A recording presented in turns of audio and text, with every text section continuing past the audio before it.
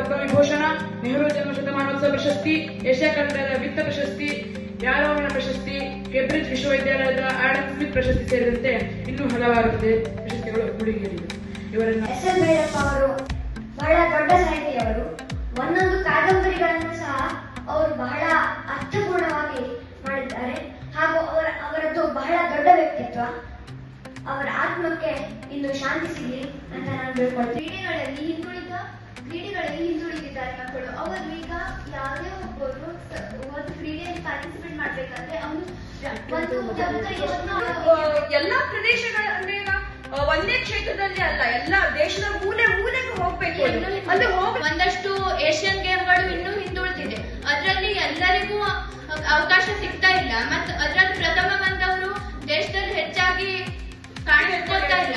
ಬರೀ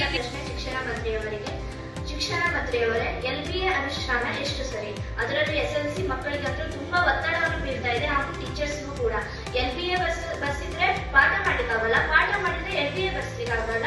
ಇದಕ್ಕೆ ನಿಮ್ಮ ಸೂಕ್ತ ಸ್ಕಾಲರ್ಶಿಪ್ ಅನ್ನು ನಾವು ನೀಡುತ್ತಿದ್ದೇವೆ ಮತ್ತು ವಿದ್ಯಾರ್ಥಿಗಳಿಗೆ ಬಸ್ ಪಾಸ್ ಮೂಲಕ ಅವರಿಗೆ ಶಾಲೆಗೆ ಸೇರಲು ಅವಕಾಶ ಅವರಿಗೆ ಶಾಲೆಗೆ ಸೇರಲು ಬಸ್ ಪಾಸ್ ಮೂಲಕ ಅವರಿಗೆ ಅವಕಾಶ ಮಾಡಿಕೊಟ್ಟಿದ್ದೇವೆ. ಮಕ್ಕಳಿಗೆ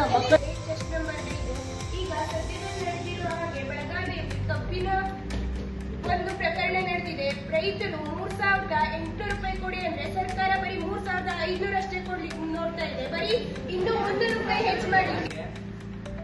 ಆಡಳಿತ ಪಕ್ಷದವರು ಬೆಂಗಳೂರಲ್ಲಿ ರಸ್ತೆಯನ್ನ ಸರಿ ಮಾಡದಿದ್ರೆ ಏನ್ ಸರಿ ಮಾಡ್ತಾರೆ?